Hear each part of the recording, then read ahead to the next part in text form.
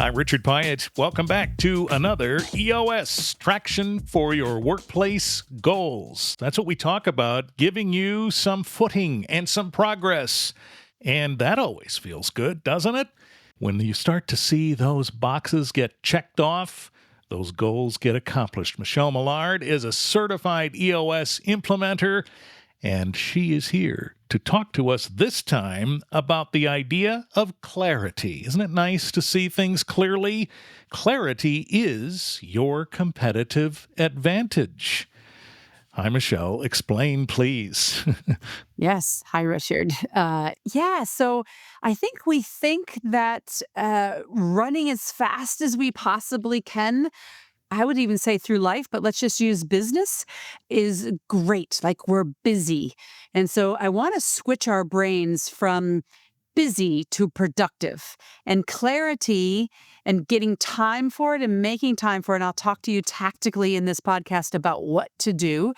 But it really is a game changer for you personally to give you clarity, but thinking about our employees as well. The more clear and the breaks that you can do and the clarity you can give gives you a competitive advantage to your people and ultimately for your business going forward.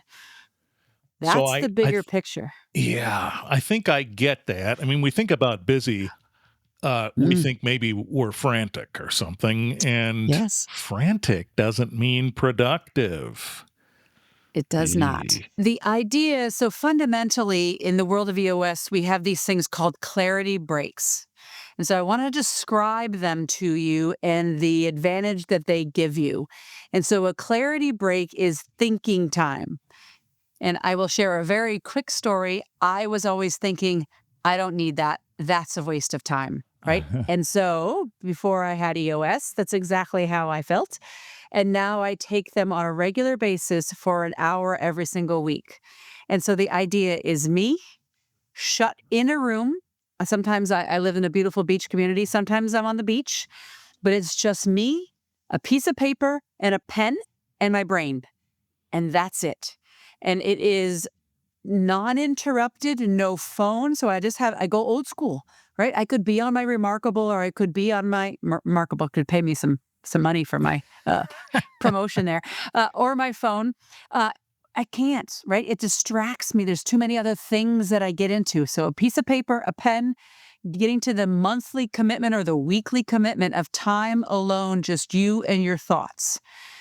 And so I want to drive into that a little bit more. Sometimes when you do them in the very beginning, they seem like, what do you mean I got to sit here for an hour? I can't even get 10 minutes of quiet time. So cut yourself some break and do just 10 minutes. And so sometimes I come into those clarity breaks with a thing that I need to think about, like a topic, like, do I need another person on my accountability chart? Do I need to prepare for this meeting? Do I need to think about my clients? Or sometimes I come in there with nothing and I let my brain just roll. And so that's how those are done. I can share, unless you have something stewing in your brain, Richard, because you always have great questions. If you have something stewing, then I can do that. But I want to then roll into what that gives us. Yes, I did have one thing stewing, and Please. that was, how do you know in the course of the week running up to that quiet time what you're putting in that quiet time? How do you decide that? Does that happen somewhere along the way? You say, I'm going to save that for quiet time.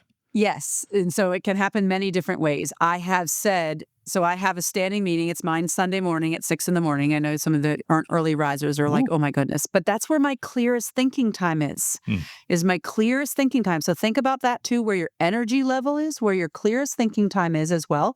But I have a little calendar invite, and so, or a calendar placeholder, and then I will put my thoughts. So during my week, I will put my thoughts saying, hey, take a clarity break on what I'm going to talk about for my podcast. That was the email I got, I think one Sunday morning when I woke up. Oh, look at this. Yes. But I also sometimes go through the week and thinking that's what it's going to be. And then something more important that I'm more stuck on takes precedence. Okay. And so it could be as an employee that something came up or a client that came up. I think about, again, if you're running on EOS or very familiar with it as you listen to this, something that's wrong in my scorecard, right? And so there's plenty of podcasts as we go through here. I know we did one last time. I know there's one coming up soon about it. But I might take a clarity break on something that's holding me back personally, professionally, in the business with some of my employees as well. So it can be programmed and thought of, but sometimes it needs to just be organic because it's a bigger problem than that. So I take it Okay. by priority of stickiness. All right. So there may be a point during the week where you say, okay, and this is another deliberate planning of time in saying, Okay. I'm in this now. That could be some kind of squirrel or rabbit hole that could distract me, but I'm going to save that for Sunday at 6. On we Yes. go. On we go. Absolutely. And so, what it does for us is not only does it give us the thinking time to figure out the solution, but sometimes if you're running very harried, you are checking the box and whatever the first answer comes to the solution or the problem, excuse me, Ooh. is the one we roll with. And we're not giving it enough time to think about. There's a saying out there in the world of improv is yes and, Yes. right? And so, yes, and what else? And what else? And so when we're in here asking what else, what else, what else, we're driving it deeper. And so if you have a great thinking partner, these are great, but sometimes it's about us just kind of getting some alone time to do it. And so it's not always whatever comes first, solve. Like if I'm in there for an hour in my clarity break and I have an idea, I'm like, oh, great idea, done. I'm done with my clarity break and I'm moving on. It's not. I stay in it and say, and what else? And what else? That's pretty wild. If you think about that for a second, we are hungry to solve that problem. Correct. And the first answer, okay, solved. That's Maybe not. That maybe could be a not. huge diversion to the solution. Correct. Right. And I think we come up with different alternatives. And so if the solution could be possibly 3, then we could take that to a teammate or a team and say, hey, I have this problem. Here's what I thought about. And then their rendition gives you support to one of those 3 or a yes and blends the 2 of them, right? Like you never know where that's really going.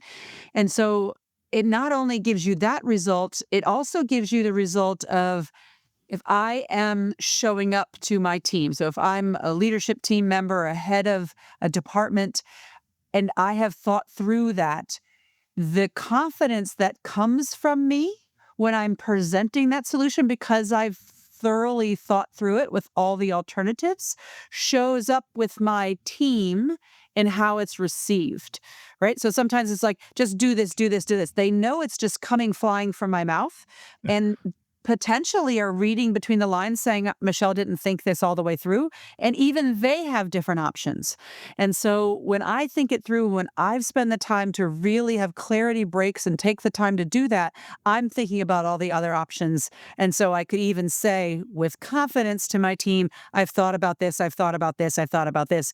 What else do you guys have? And so the whole thing is, and what else? And what else? Wow. And now you're stimulating input from the team, having put forward a level of confidence that shows, I presume, and gets them on board. And that's the competitive advantage part, right? So clarity breaks, right? Clarity that gets you a competitive advantage or it leads to a competitive advantage is the competitive advantage of me as a leader, then my team engaged with me. And then my team has the competitive advantage of thinking through problems as opposed to me always taking on the problem or the situation and coming up with the solve. And so they become an intricate part of the solve, even if they're not in my clarity break, but they could be in the conversation. Mm-hmm. And then what does that feel like? Empowerment on their end, right? What does that feel like to be a part of a solution that they then see again out with the rest of the staff or with a customer, depending on what team you lead, right? But hey, I have a problem with this piece of machinery on the manufacturing floor. Take a clarity break. Here are the options, scoop them in, and then they see that implemented that they were a part of.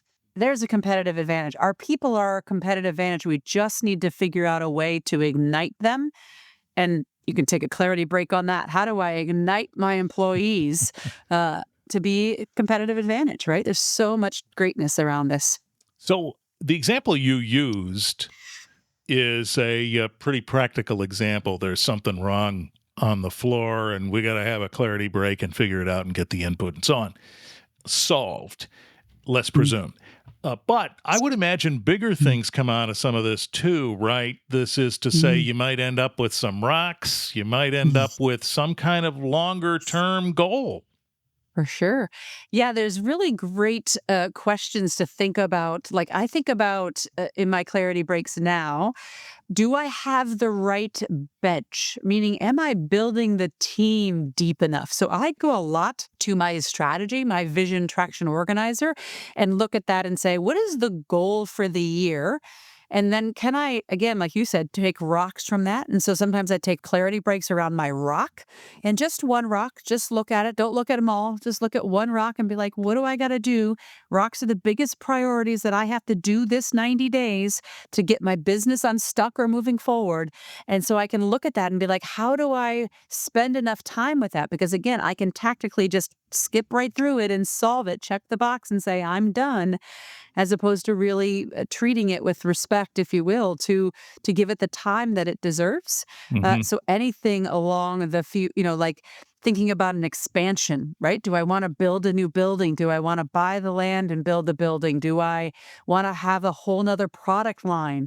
Those big questions really can be answered and potentially need two clarity breaks around it. Sometimes it doesn't always come. So the bigger the thing, the more time we should spend in it. Now, you anticipated just what I was thinking about. What if you get through the clarity break and you don't have the answer yet? It just means your 10 minutes or your hour wasn't long enough. Yeah, and I think, of course, if you are in the zone and you have the time, stay in it, right? If I'm at the beach and no one's bothering me and I don't have a meeting at 7:00 in the morning, which, it's probably the gym and I probably will not go there and stay in my clarity break, to be honest with you. A little insight into Michelle. But if I'm rolling, stay rolling. If you can, stay in it because there's something you are so close to something. I kind of always say that like when people stop doing something, you don't know how close you are to actually being so close, right? And so I would just share, if you have an extra half hour, give it to it. If you have an extra hour, give it to it. If you're exhausted at the end and say, I'll have to come back another day, that's okay. Just make sure you get back to it another day because sometimes our brains are tired. Because as we're just like, okay, I don't have anything more to think about. I just don't. There's no more, kind of gas in the gas tank. Yeah. And so, what are we doing there to be able to take that forward? Sometimes we're just stuck. Yeah. And I suppose we shouldn't feel badly about that. If there's no gas, take a minute and go fill up and do what you got to do and come back. Absolutely. Absolutely. And there's no shame in it. And sometimes, honestly, I think I've got it solved and I go into the next clarity break, moving on. And guess what? That one comes back with a new idea. I've had that too. So sometimes we do think it's solved and it's like, hey, that was even a better idea. And, we just get better at it. And yeah, we definitely cut ourselves a lot of slack. To me, besides setting the time allocated in your week and the pen and the paper and your brain, there's no other rules around it. Those are the two rules. Spend time alone, do that. After that, let it bob and weave and go wherever it needs to go. Somebody's listening to this and they're saying, I can't shut my phone off. I can't stop looking at my email. I don't have time to do that. You probably heard that. A million times. I'm trying to think. Actually, I'm going to grab this quote back here as we're doing this. So John Wooden was a phenomenal basketball coach. And he says, if you don't have time to do it right, when will you have time to do it again? And so the same thing for the clarity breaks is potentially, if we're not making time for it, we might not be making time to do things right. And so you may just be going back and doing it again because you didn't make time for it. So really It's about making time for it and making the dedication. And again, start with just an hour once a month, and then try to go every other week, and then try to go weekly or a half hour. Small things, progress over perfection is just a really way to good think about that, whatever time you can put towards it. But that would be my saying is make time for it. Once you get into the routine, you build the habit, you'll love it. You'll love You it. came right back around to where we started in the sense that if you make the impetuous choice in your decision making, the first thought that comes through, oh, that's the solution. Mm. If it isn't, you're going to come back and do it again anyway. And that's double the work. I'm not fluent in Spanish, but my grandmother used to quote her mother, who would say something about the lazy working double. And it sounds more eloquent in Spanish the way she used to say it to me. But that was a fraction of the idea here.